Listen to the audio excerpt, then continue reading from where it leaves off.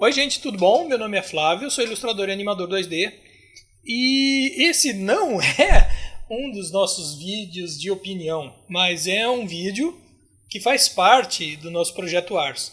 Embora não seja um tutorial, na verdade, até como tutorial ele não estava programado, não estava planejado para ser feito, mas eu estava aqui pensando e de repente me veio um tema na minha cabeça, um tema que de repente ele não é muito ligado ao momento, de repente político, momento exato da arte, mas ele tem a ver com arte, tem a ver com uma situação, uma realidade artística que existe no Brasil e que há muito tempo eu venho pensando a respeito e hoje eu achei melhor de repente discorrer essa ideia, desenvolver nesse vídeo. E o tema do vídeo de hoje é: por que eu sou contra o minimalismo?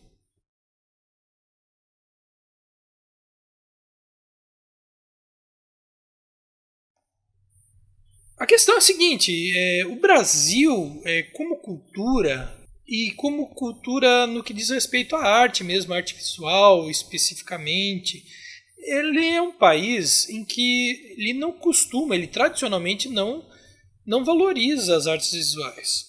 Seja ele qual for o tipo de arte visual, pode ser artes plásticas, artes gráficas, seja lá o que for.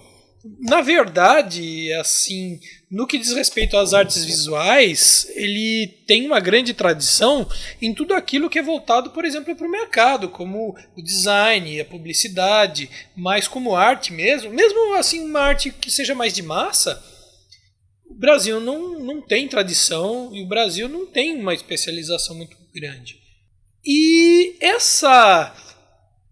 esse histórico que é mais puxado por design, para direção de arte, para propaganda, ela traz uma herança muito forte na identidade visual do que é produzido no Brasil.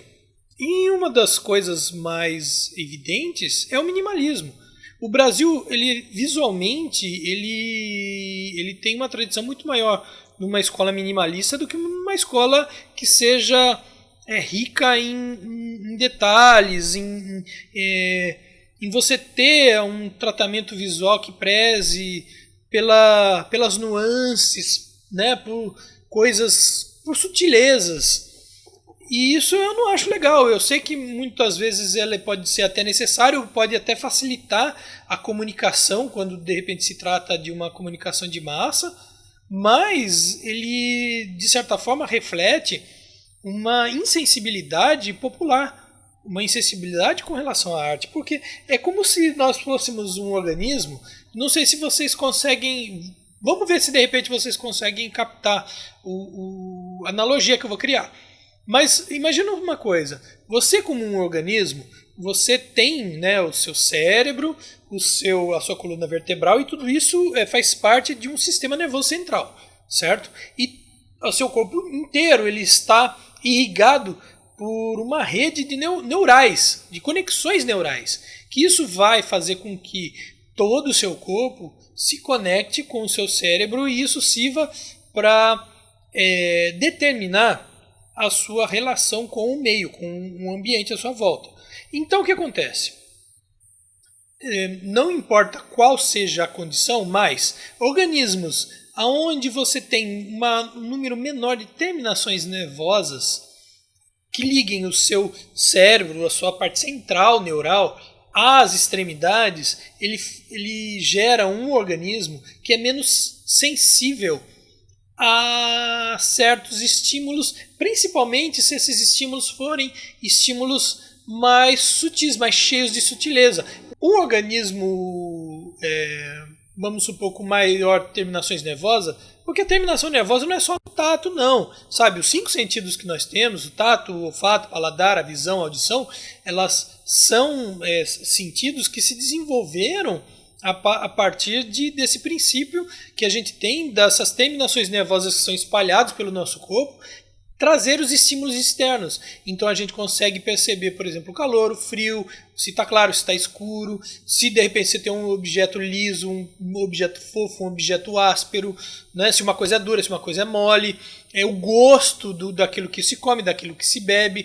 Então o que acontece é o seguinte, vamos supor que uma pessoa que ela esteja num meio que se exija muito mais de força bruta, por exemplo, pessoas que fazem atividades que são manuais e que a pessoa carrega muito peso, que a pessoa, sabe, carrega sacos de coisa pesada, ela faz muito esforço físico, por exemplo, mãos e braços, que não é o meu caso, né? Você já percebe que é mais delgado, tem um dedo um pouquinho mais fino e tal, mas a pessoa acaba tendo os dedos mais grossos, a pele mais grossa, e isso faz com que as suas terminações nervosas não cheguem com tanta facilidade até a epiderme, até a sua pele. Então isso diminui a sua sensibilidade. Uma pessoa que ela anda descalça, ela vai ter o seu pé mais grosso, e isso vai diminuir a sua sensibilidade. Por outro lado, essa perda de sensibilidade serve de proteção, por exemplo, para os pés e até para as mãos de quem faz um serviço braçal, porque a pessoa vai carregar um peso, vai de repente ter que fazer alguma coisa que exija força, sabe, na mão, e ela não vai sentir dor com aquilo não vai te agredir. Então, a sua perda de sensibilidade, ela acaba tendo uma utilidade prática. Só que essa utilidade prática faz com que você tenha uma grande dificuldade, por exemplo, na hora de colocar a sua mão em cima de uma superfície, você conseguir sentir como uma pele é lisa, de repente certos tons delicados de como é um tecido, sabe? Você não consegue ter essa percepção. E eu percebo que nas artes visuais, o brasileiro, de uma forma geral, ele tem um comportamento, ele tem uma interação como se fosse uma pessoa que visualmente ele não teve estímulos para essas terminações nervosas que diz respeito à sua parte visual. Então, por exemplo, se você tiver uma tela, vamos supor uma tela, que você tenha um quadro que é um tom meio alaranjado, só que de repente ele começa aqui, ele é um pouco mais avermelhado, aí aqui ele vai alaranjando, nesse outro ponto aqui ele vai ficando mais ocre, aí ele vai ficando um pouco mais cinza, mas coisa bem sutil, e aquilo, de repente, esse tom todo forme como se fosse uma paisagem que você precisa relaxar os seus olhos para você enxergar. Muita gente vai ver um quadro laranja meio porco, meio tosco. A pessoa não vai conseguir ter essa percepção, porque ela não tem o estímulo necessário para que ela consiga apreciar isso. No entanto, a outra pessoa que já teve, de repente, um estímulo, ela vai conseguir ver aquilo, ela vai ter uma sensibilidade para ver. E ela vai até valorizar, porque essa sensibilidade, esse estímulo, ele é prazeroso. Um estímulo visual, ele gera prazer para as pessoas. Só que uma pessoa que ela não tem essa capacidade de percepção do estímulo, ela não vai entrar em sintonia com aquele tipo de coisa. E aí a gente vê que, por exemplo, a forma como são feitos os logotipos, os desenhos mais populares, mesmo personagens de desenho animado, mesmo a história em quadrinho que é mais popular no Brasil, até mesmo quando o pessoal faz uma coisa com uma cara mais de desenho de super-herói, de quadrinhos, você percebe que não existe tanto uma apuração gráfica quanto muitas outras linhas ou muitas outras escolas de arte, de visual, até mesmo nessa parte no que diz respeito ao desenho animado, no que diz respeito à história em quadrinhos, né? Tem aí produzido por aí pelo mundo afora. Porque essas pessoas que produzem esse tipo de linguagem, esse tipo de trabalho, eles vêm de uma cultura e de uma situação em que eles têm um estímulo visual que permite uma coisa mais rica.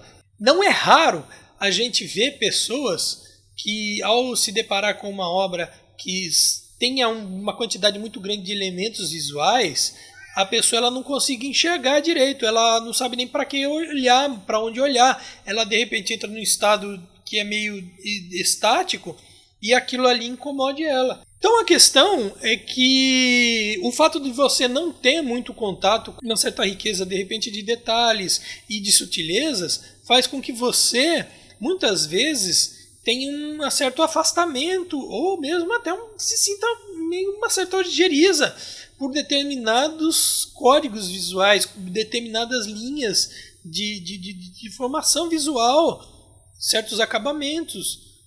E isso, na verdade, demonstra que você está superexcitando essas suas terminações nervosas, além do que é comum, e aquilo acaba sendo algo ruim, acaba sendo uma experiência ruim. Isso a gente percebe não só visualmente. Infelizmente, por exemplo, no que diz respeito à música popular no Brasil, nos últimos 20 anos, houve um empobrecimento muito grande da produção da música. E você percebe isso em, por exemplo, músicas que são sucesso, que elas são grosseiras em letra, em música, em ritmo, em arranjo, até mesmo quando artistas consagrados eles vão regravar alguma música antiga. Eu quero dar uma nova roupagem para essa música. Você percebe que essa roupagem ela é empobrecida. E não sei qual é a intenção, porque eu não tenho muito contato com o pessoal de música, assim, para poder dizer com certeza.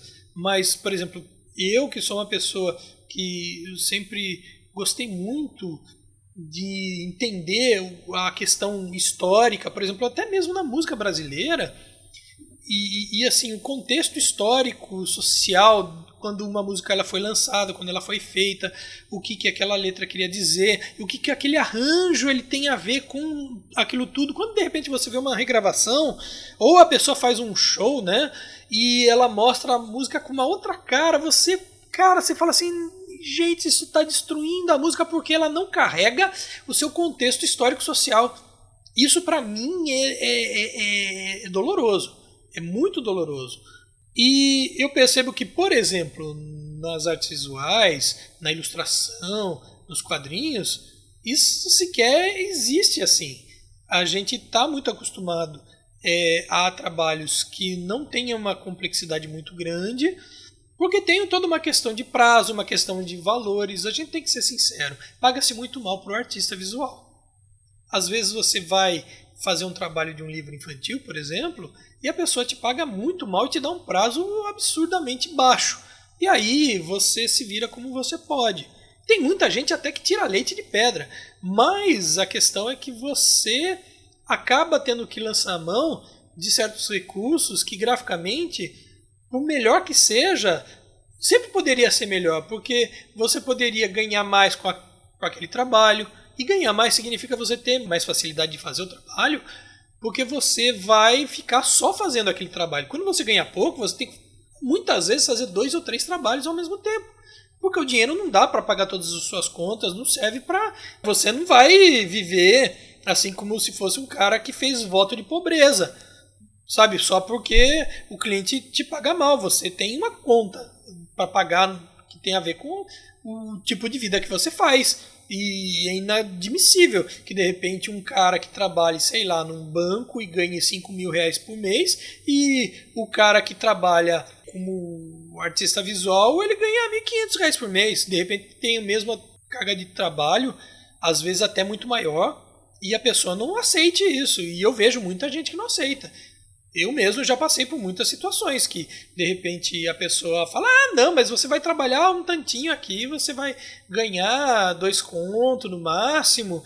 De repente, você faz um contrato ali por hora trabalhada e, de repente, você está lá estourando 5 mil, 6 mil reais porque você trabalhou, sabe? Trabalhou mais de 8 horas por dia, você trabalhou mais de 10 horas por dia, trabalhou final de semana, e aí a pessoa não quer pagar porque ela acha que você está... explorando ela. Você não está explorando ela, você está sendo explorado, porque você, em nome da qualidade do trabalho, você aceita, você se dispõe a comer parte do tempo que seria destinado a você fazer qualquer outra coisa para você ficar ali trabalhando. Isso não é uma coisa incomum, isso daí é uma coisa muito comum, é muito recorrente, e as pessoas não dão valor para aquele tanto de qualidade visual que você fez a mais do que as outras pessoas que trabalham 8 horas por dia fazendo aquele mesmo trabalho. Então, o que existe na verdade no Brasil? Um desprezo por essa capacidade que de repente um artista possa ter visualmente de produzir algo que tenha uma certa sutileza, uma certa riqueza, seja em detalhes, seja em cores, seja em volume, sabe? As pessoas não enxergam as sutilezas. As pessoas elas têm problema com os estímulos nervosos na parte visual. Isso é uma realidade. Eu acho que tem muita gente que passa por isso. E tem gente que evita passar por isso simplesmente, já que as pessoas não ligam, então eu vou fazer o meu arroz com feijão e beleza. E, sinceramente, eu não vejo muita função para você trabalhar com arte se você for uma pessoa que você simplesmente aceita tudo o que está aí, tudo que é vigente. Seja em padrões e valores sociais, seja em padrões e valores econômicos, seja em padrões de valores políticos, financeiros e artísticos. Diga-se de passagem também, né? Porque essa é a tua área. Aliás, essa é a tua principal atuação. E é por isso que eu, de repente, me esforço para ter uma atuação onde eu fuja um pouco dessa questão minimalista. A gente vê muita gente sair das faculdades repetindo a velha máxima de que menos é mais. Menos é menos, mais é mais. Fazer o menos bem feito é difícil, tanto quanto fazer o mais bem feito. Mas menos é menos, mais é mais. Mas com menos você se comunica do mesmo jeito. Não, você não se comunica do mesmo jeito. Essa é uma tremenda de uma falácia. Com menos, você se comunica de maneira mais direta. Você tem menos elementos para comunicar, mas faz com que aquilo que você vai comunicar, visualmente mesmo falando, e até em outros pontos de vista, mas você tenha riqueza, você tem amplitude naquilo que você vai comunicar. Então, você decidir entre mais e menos é uma escolha que precisa ser inteligente, não preguiçosa.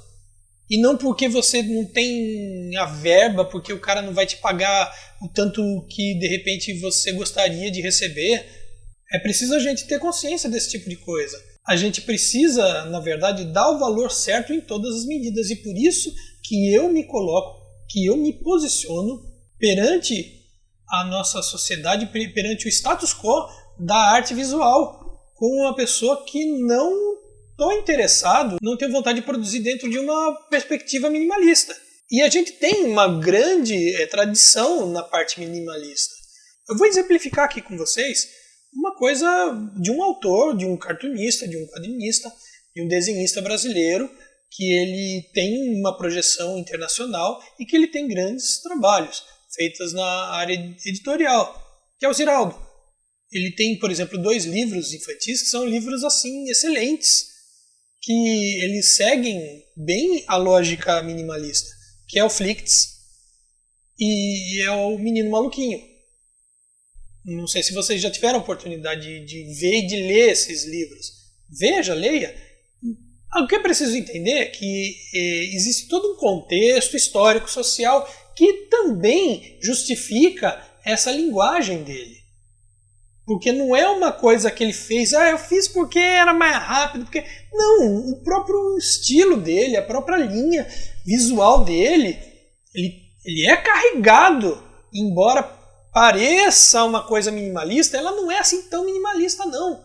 Mas ele puxa para o minimalismo porque é uma escolha que tem muito a ver com a posição dele naquele momento em que ele estava se formando e ele estava produzindo o trabalho dele. O Flicts, não sei se vocês já viram, mas é de uma cor que de repente era uma cor que não era considerada muito bonita por nenhuma das outras cores, por ninguém. E é uma história que fala muito de autoestima, né? Porque a cor Flicts é a cor da lua, né? Quando o homem foi até a lua e tiraram aquelas fotos, você percebe que a superfície da lua tem aquela cor. É legal pra caramba! Então, tremendo de um conceito, aproveita daquele momento histórico. Hoje em dia já começa a ficar meio estranho, porque assim, como é que, sabe, essa criançada, por exemplo, que está aqui hoje em dia, elas não estão tão ligadas em como é que é a Lua. Embora seja uma história empolgante, mas primeiro que você nem vê em nenhum lugar se noticiar, se falar corrida espacial nem nada. Hoje em dia a gente vive num contexto que não tem mais Guerra Fria, por exemplo. Então já ficou datado. E até mesmo o conceito daquilo e até o próprio peso daquilo ser tão importante vai caindo com o tempo. Menino Maluquinho já é uma coisa mais que tem uma certa cara de coisa eterna, embora muito da realidade da criança atual não seja muito aquela, mas fala de sentimentos e de situações que são mais universais, porque trata muito de sentimento, né, de princípios e personalidade, né? E aliás é uma obra, cara, gigantesca. Mas assim, você não pode de repente transformar toda a produção editorial infantil brasileira sempre fazendo trabalhos que as pessoas queiram fazer um novo Flicts e um novo Menino Maluquinho. E fatal isso. Você não vê produções que sejam de um rebuscamento maior, nem no texto nem na imagem. Na imagem muitas vezes você tem coisas que são bem legais, no texto você não tem tanto. Você tem meio que isso criou, sabe, uma escola, e não digo nenhuma escola, eu acho que é mais um paradigma de textos curtos, textos fáceis. O próprio mercado editorial ele não é aberto para experiências mais complexas. Então, o Brasil é um lugar onde fatalmente não vai haver uma produção de um livro infantil que pareça, por exemplo, com as Crônicas de Nárnia ou com Harry Potter. Por quê? Porque é muito trabalhoso, é muito complicado. Aqueles catatal, aqueles toletes daquele tamanho, que uma criança lê, os princípios editoriais que são comercialmente aceitos no Brasil, não, tem que ser livro curto. Tem que ter pouco texto, tem que ter desenho simples, com cor. Sabe? Cara, é só uma pastelaria. Porque vira uma produção de pastelaria. Faz aqui em 10 minutos, tá pronto. Você esquentou, come o seu pastel. De carne, de frango, de queijo ou de palmito. É isso.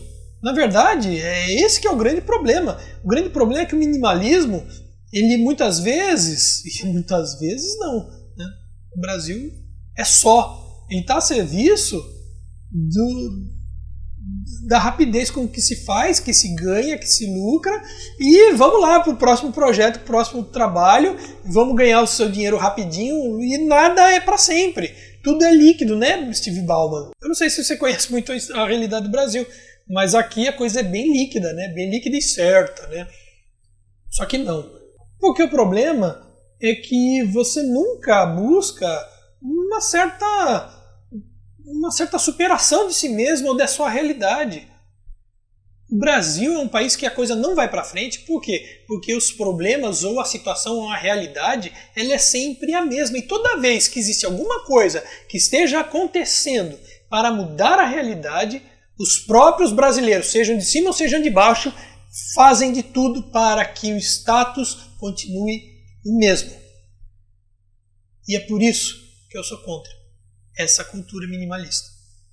Porque isso tem muito, mas diz muito a respeito dessa mediocridade de transformar o Brasil e o brasileiro numa coisa medíocre. Sempre do médio para baixo. E sempre puxando tudo para baixo. Sabe? Sempre colocando no mais rápido, no mais fácil, no mais tranquilo. Tá tranquilo, tá favorável. Não tá tranquilo, não tá favorável. Se vocês prestarem atenção no que anda acontecendo, não está nem um pouco favorável para o Brasil. E para os brasileiros pensarem as bobagens que eles pensam e fazer as bobagens que eles fazem. Não é tranquilo, não é favorável. Está mais do que na hora da gente começar a buscar caminhos em pensar coisas com um pouco mais de seriedade, um pouco mais de complexidade e parar de ter essa mania de querer tudo rápido, tudo fácil, de não querer investir tempo, estudo, produção, sabe, de não ter amor a fazer as coisas. Eu vejo uma pessoa vai construir uma casa, vem aqui, faz uma casa para mim. Aí o cara vai lá, começa a construir a casa, aí a pessoa faz do jeito que der. Se de repente ninguém ficar em cima, lá o cara que está fazendo a casa faz de qualquer jeito, porque não é ele que vai morar. O cara faz sabe? A parede torta, ele reboca que nem do cara, sabe? Ele faz um acabamento pouquíssimo. Mesmo o cara que vai projetar, o cara projeta de repente, como é que você quer aqui a instalação elétrica, hidráulica? Não, mas isso já é demais. Não, você botar essa voltagem pra quê? Pra quem tá bom. Gente, pra quem tá bom, você tá falando de você. Você dizer pra quem tá bom pra você significa que você se considera uma coisa muito significante. Cara, que falta de autoconfiança, que falta de amor próprio é esse que o brasileiro tem.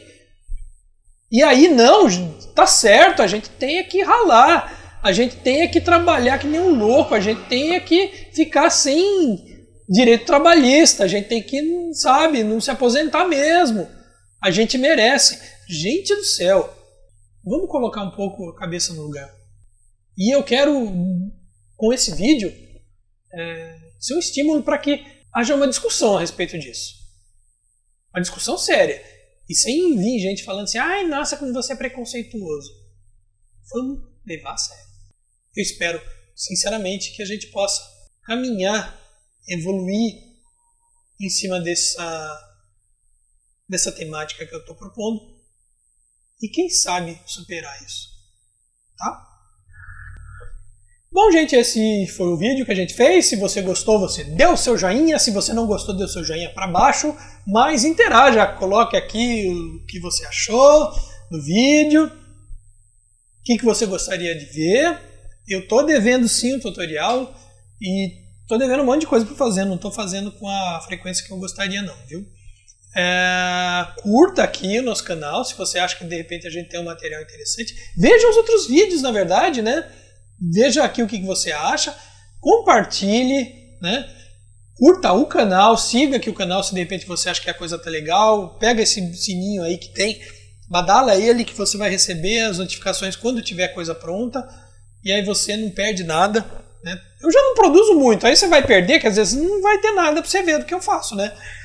E assim, você tá vendo aqui, já deve estar passando aqui embaixo as minhas muitas redes sociais, porque daí você escolhe qual delas você quer ver, vai lá, segue meu trabalho e, como eu já disse no começo, eu sou um cara que desenha, eu tenho um trabalho de ilustração e eu tenho um lojinha bonitinho, com produtinho baratinho, que nós vendemos em 2, 3 preços da zona, baratinho, tem camisetinha, tem travesseirinho, tem azulejinho, tem meinha, tem carteirinha, você vai ficar bonitinho, vai ficar na modinha e vai ser um artistinha daorinha e vai ajudar aqui a gente a pagar nossas contas.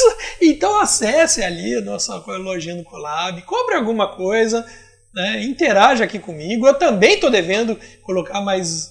Aliás, todos os vídeos que eu falo aqui, eu falo, pô, tô devendo colocar mais coisa, mas mesmo assim, das coisas que já tem lá, já tem muita coisa interessante, muita coisa legal, tá bom, gente? E aí,